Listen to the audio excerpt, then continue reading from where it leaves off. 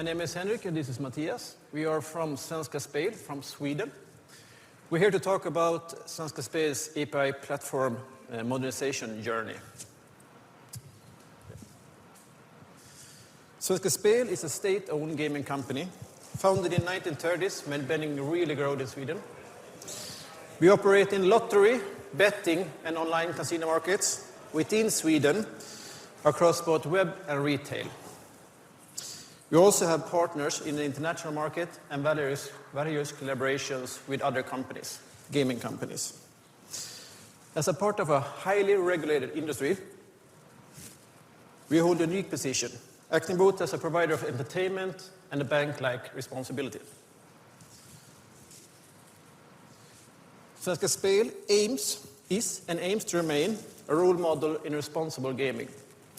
We want to lead the way in sustainable gaming, not only within the industry, but also to ensure safety for our customers. We contribute to a better society in several ways, both by funding research on gambling addiction and supporting Swedish sports through sponsorship and donation that encourage physical activity and the growth of the players in the sport. And in the end, our profits go to the Swedish stage. So straight back to where it truly belongs, to society, there we really make a difference. We have 4 million customers, which means that every second adult in Sweden is a customer of ours. Svenska Spel is truly Sweden's gaming company, with many products that the Swedes have a long history and a long relationship to. Every year, we pay out 10 billion Swedish crowns or $1 billion in winnings. It's a huge responsibility for us and something we handle with great care.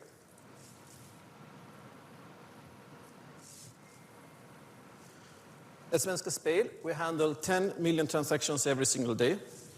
But to us, a transaction is just more than just data. It's a moment of possibility. Because behind every transaction, there's a customer hoping for a win. Each one transaction represents a dream of winning. That's why getting every transaction right is absolutely critical. Reliability and accuracy aren't just technical goals for us. It's how we maintain and earn our trust. As Svenska Spel and the market evolves, new challenges arise, and our integration with partners, vendors, and services are growing rapidly. It's not just about connecting the system, it's about making sure that those systems, those dreams, can smoothly move across other systems.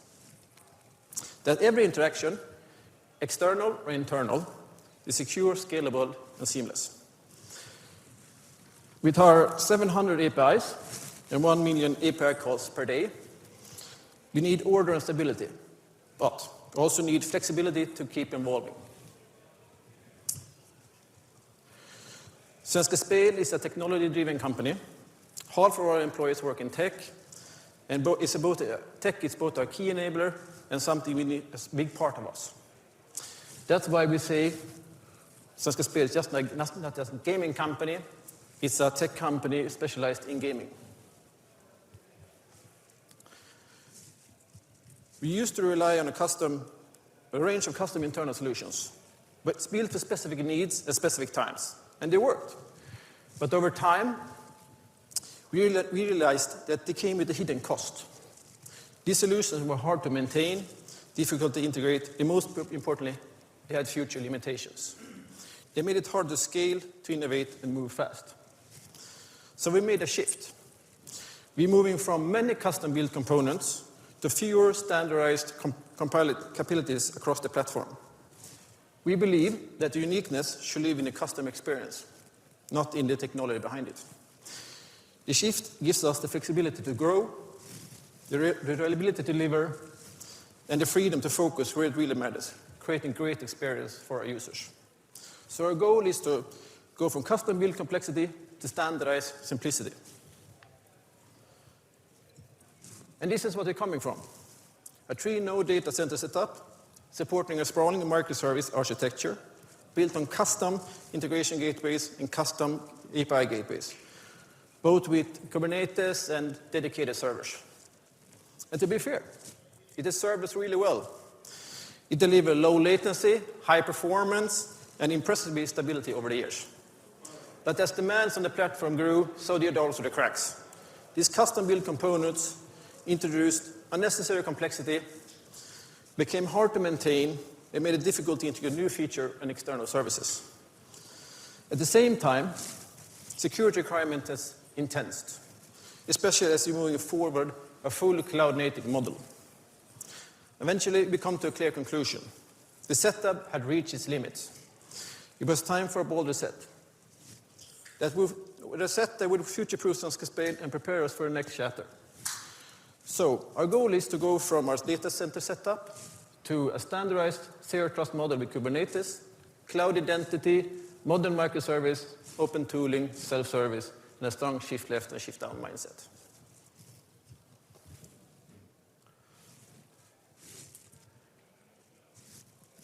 We're modernizing our system and preparing for the cloud, but we're starting on-prem. By creating a cloud-likely setup locally, we can learn, experiment, and evolve microservice in a safe environment. This helps us build up the skills and the confidence we need to move before we move into cloud. The plan is to modernize and migrate everything before 2028. So, the plan is to modernize everything on-prem, then go to cloud.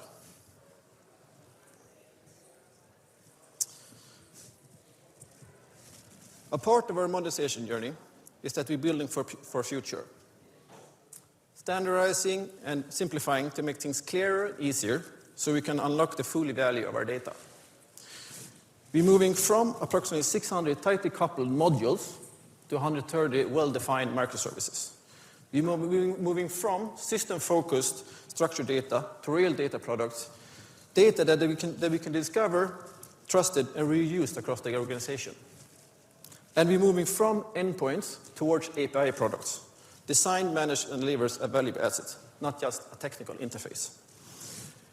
This transformation is about being ready for change, ready for future. Future, we can truly harness the power of AI, adapt to new challenges, and keep delivering value faster and more secure than ever before.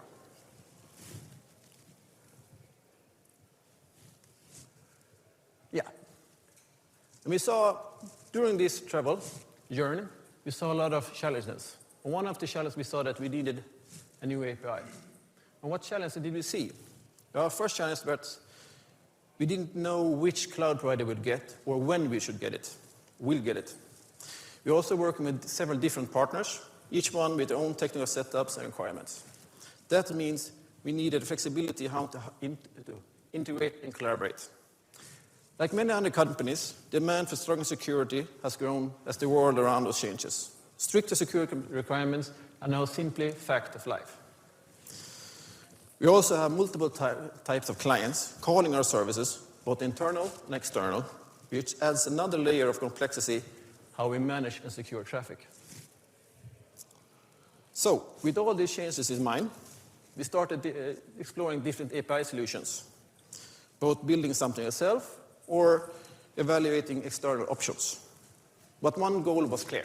We wanted standardized simplicity, not another custom-built solution to maintain. And we decided to go with Kong Konnect. With Kong Konnect, we get a control plane as SaaS, meaning we no longer tie to on-prem solutions. That makes migration much, much smoother.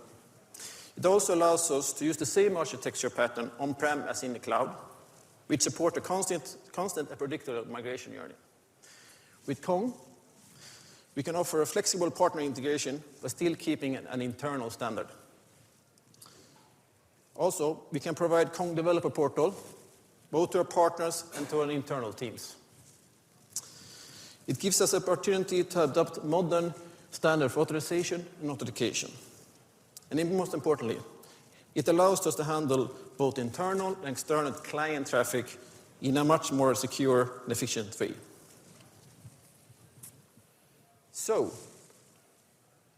now to the most interesting, technology. And how did we solve this, Matthias? Yes.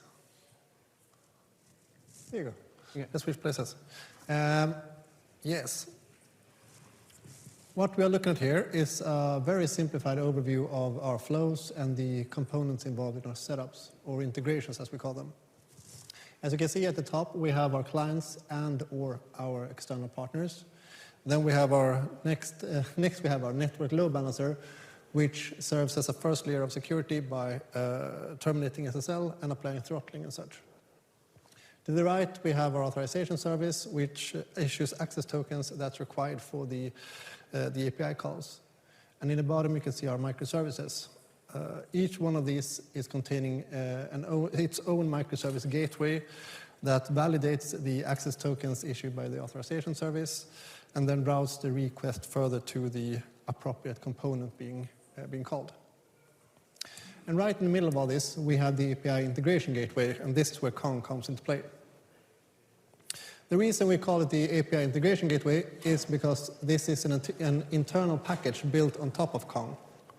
And this package includes configuration and Helm charts for the control plane and data planes, as well as a selection of various plugins that is designed to cover the various needs of our clients and external partners. This internal package also includes SPIFFE helper, which is a sidecar application that runs alongside together with the Kong data planes. So this isn't just one setup. We have one of these API integration gateways for each client and each external partner.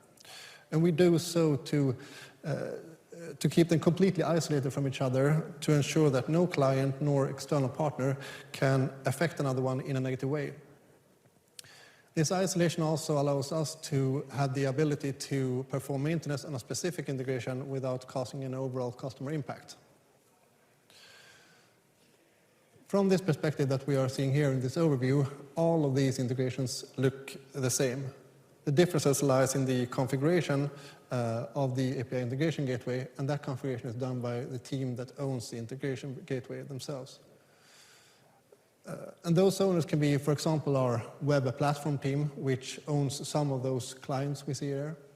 But it could also be a development team that owns a specific partner integration. I will go more into detail about how one of these integrations may look like, but first let's take a closer look at the microservice layer so you can get a clear picture of the foundational requirements we have at the bottom.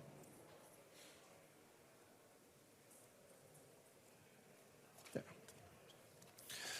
This is what we call a microservice at Svenska Spel. It's essentially a Kubernetes namespace within one of our clusters.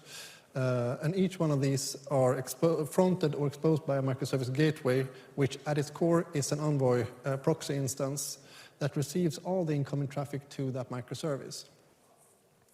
This microservice gateway requires that every incoming request includes an access token, which the gateway validates against our authorization service before routing the traffic further to the underlying components or APIs. Within our clusters, we also have network policies that by default rejects all the incoming traffic that doesn't have an explicit allow policy. And this means that every microservice isn't accessible by default. It requires the owners of those microservices to take explicit actions to allow both incoming and outgoing requests. Let's move up to the higher layers, to the API integration gateway. There you go.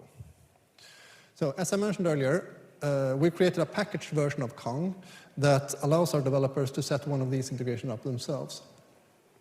Here we can see an example of one of the first integrations that will be set up.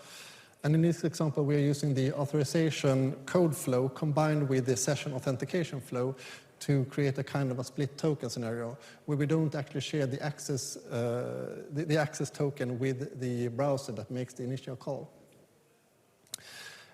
And this flow starts with the client authenticates itself against our identity provider to obtain an authorization code, which the client then uses to create an authenticated session with the Kong data planes.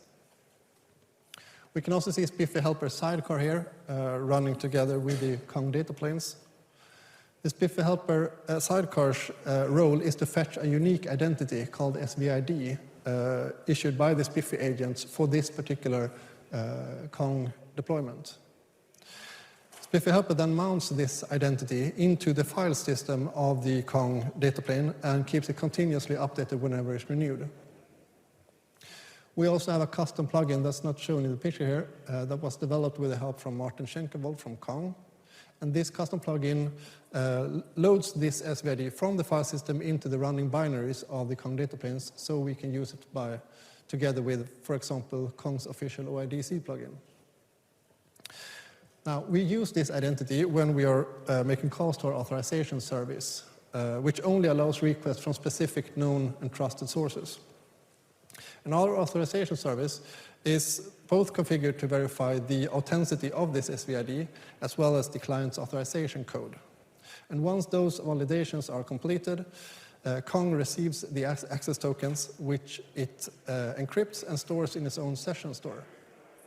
And then Kong generates a session cookie, which it returns back to the client. So when the client later makes a request to a microservice, the client includes this session cookie. Kong verifies the session cookie and exchanges it for the access token, which it had stored in this session store. And then that token is validated in the Microservices gateway in the microservice scope that we saw in the previous picture. So, as I said before, this is just one example of how our integrations may look like. We have other variations based on different authentication methods, but at the core, they all rely on the same packaged API integration gateway, just with different configurations that is done by those who owns the integration gateway themselves. So that's it about the technology and the looks. So what comes next, Henrik? Yeah, what comes next? Change place again. Yeah. What's next on your journey? Next is the new Kong operator. Right now, Svenska Spel is converting its OpenEye specification into Kong configuration to make everything work smoothly. With the new Kong operator, we will be able to use native Kubernetes API gateway objects instead. Another benefit is improved integration with Kong service catalog, which we'll start using as well. We also plan to release this to production once version 2.1 is available, and we hope it will be available soon, and we will get it to production before the end of this year. We will also enlarge our partner integration. Next, we begin integrating our partner connection into Kong Flow, one integration at a time. This is a part of a broader modernization and migration journey we're doing, and our goal is to be done before the end of 2026. We will also start migrating our gaming site APIs in a large scale. We already right now have a microservice up and running with a new EAM setup and a new API setup in production, but we will start it to scale and do more. We plan to start doing it more this autumn, and during 2026 we will have everyone migrated to the new. Yeah.